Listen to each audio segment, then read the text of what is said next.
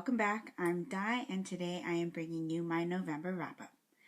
In November, I read 11 things. I'm going to try to keep this short and sweet, so we'll get right into it, starting with the first book that I read in the month, which was a manga of Higurashi When They Cry Volume 1. I also read Volume 2 later in the month. This series is about a boy named Kenichi who moves to a small village and he befriends a group of girls. Shortly after he moves there, he starts finding out about a mystery regarding a project that was not completed, and the people who were connected with the project are getting killed off, and they get killed off around this special festival every year. And every time he tries to ask his friends about this, they give him weird answers or they try to change the subject, and he's really curious as to why. So these 2 volumes follow his story about trying to get answers regarding that. These 2 books are considered the Abducted by Demons arc, and I believe there are 7 or 8 arcs. This is based on a webtoon that was converted to graphic novel version. I like this okay. It was much better towards the end of the first volume going into the second, but for most of the first volume I thought it dragged quite a bit. But once we started getting into the nitty-gritty of the mystery, it got much more interesting to me. I ended up giving both of these volumes 3 stars. The next thing I read was another manga, and it was volume 15 of Fairy Tail. This manga follows our group of wizards from the Fairy Tail Guild. If you do watch the anime, this volume falls close to the end of the first season. I'm not gonna give too much more about the story because it would give away what's going on in this volume, but I really enjoyed this manga and I gave this volume 4 stars. The next book I read was Edgewise by Graham Masterton. This was a group read with Bookworm's Buddy in the month of October. I didn't get to finish it until November, unfortunately, but I did enjoy this book quite a bit. It was my first from Graham Masterton, about a woman named Lily who gets her children kidnapped from her, and she's violently attacked during the abduction of her children. She's trying to get her children back. She doesn't know where they are. Much time goes by and she still has no leads. She makes the acquaintance of George Ironwalker, who tells her that he can summon a spirit called the Wendigo that can help her find her children, but for a price.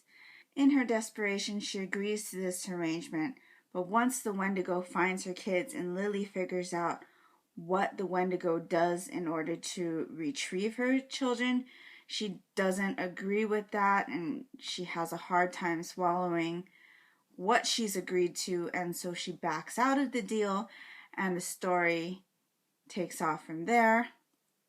I did enjoy this book quite a bit. I did not agree with how Lily went about things or the actions that she took in quite a few instances in the story, but I do understand where she was coming from and her reasonings behind doing what she did. I just didn't agree with it. But I did enjoy this book, and I ended up giving it 4 stars. The next thing I read was a novella, and it was Fracture Me by Taheru Mafi.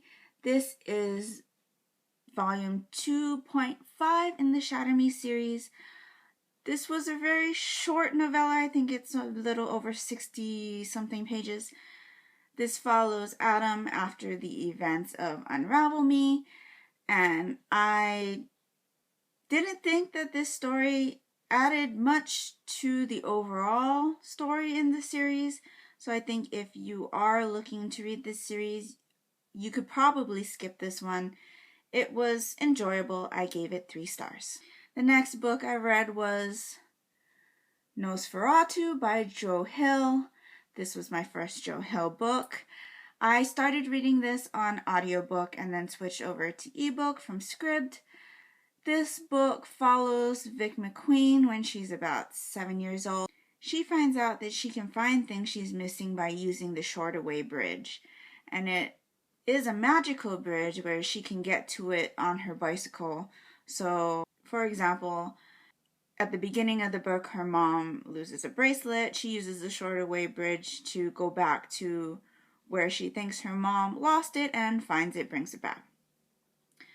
Throughout the book, we meet up with Vic at different points in her life as she's growing up. So I think it's like 7 and then 12, 17 or something like that. Just random intervals of years where she is using the Shortaway Bridge.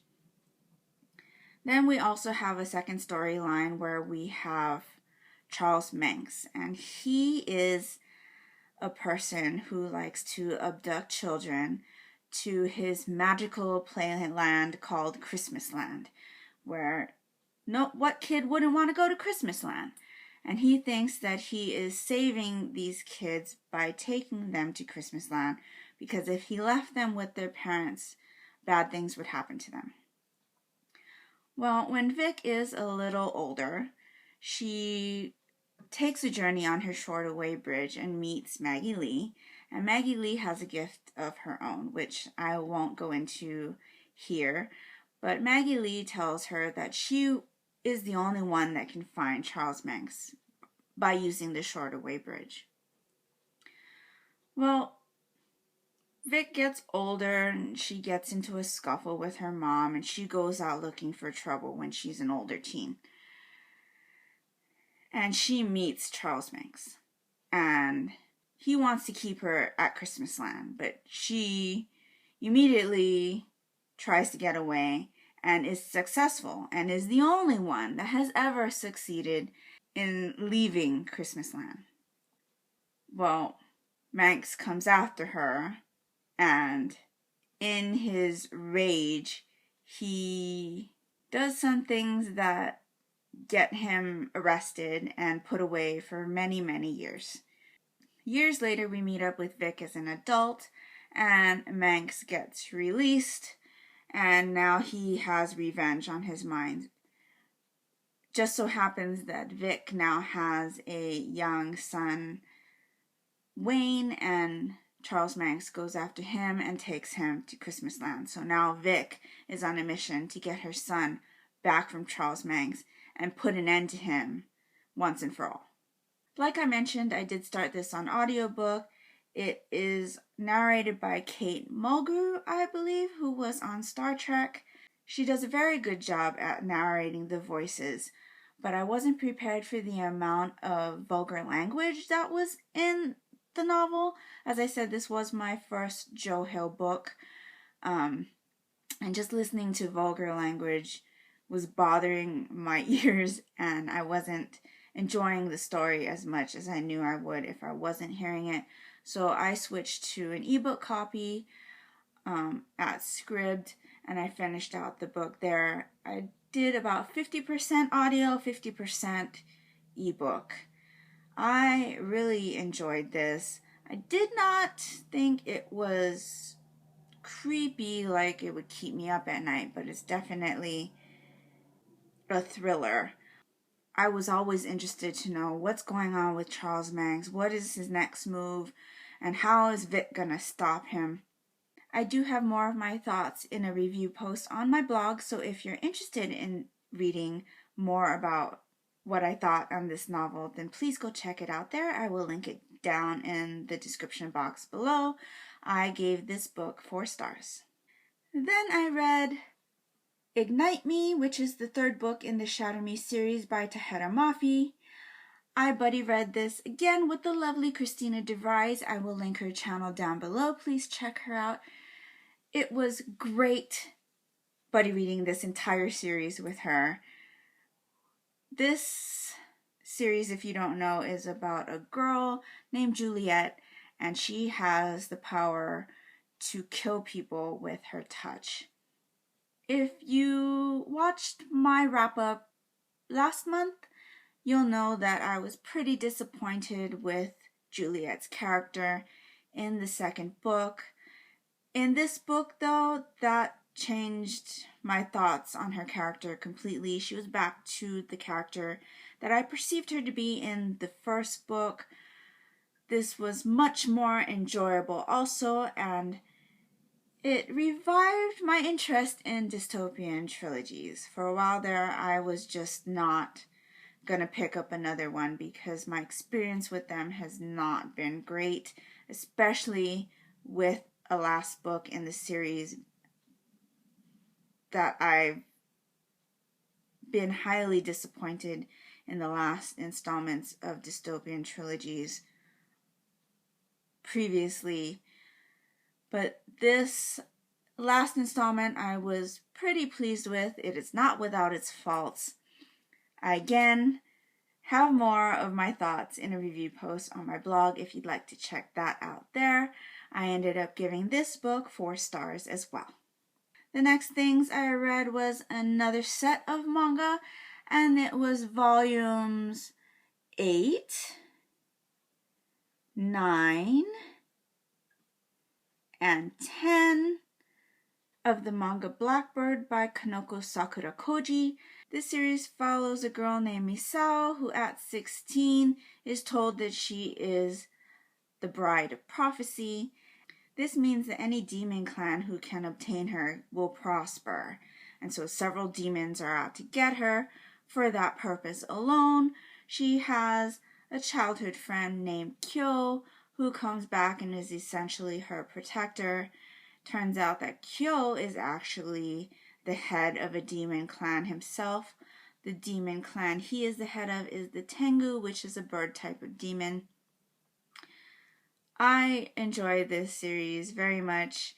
There's nothing serious really about it. It's just pure enjoyment for me. I gave all 3 of these volumes 4 stars. The last thing I read this month was an audiobook, and that audiobook was Beauty Queens by Libba Bray. This was my first book by Libba Bray. It was a free November Selects audiobook listen on Scribd this month, so I really wanted to get it done before the month was over. This was probably my most enjoyable book of the month. This story follows 13 teenage girls who are beauty pageant contestants when their plane crashes on an island, and it's a story of survival, but it's also a story of discovery and acceptance of oneself and being who you are and not having to worry about what others think you should be or how others think you should act. There was a lot of satire and hilarity in the story. I'm not sure how it's presented in the written book or a physical copy, but my audiobook version, which was narrated by Libba Bray, had these like commercial breaks, and there's like product placement ads for things like Lady Stash Off, which the name of that alone is pretty hilarious. And when she is talking about things that are made up in their world, like different TV shows or products, there's like footnotes explaining what those things are. And then if a product is trademarked, it'll be like, say the product name and be all like, TM. It was super hilarious. But there were also serious issues brought up, like sexuality. I highly recommend that you check this out on audiobook if you haven't read this book yet, or even if you have already read it. It was such an entertaining listen. The audiobook version also included a small interview with Libba Bray. And as I mentioned, this was my first Libba Bray book, so it was really interesting to hear what she had to say. I gave this book 5 stars. Those are all of the books that I read in the month of November. Let me know if you've read any of these or if you're planning on reading any of these in the description box. in the comments down below. I would love to talk to you about them. Hope you are all doing great. And until next time, take care and Smi-Le always. Bye.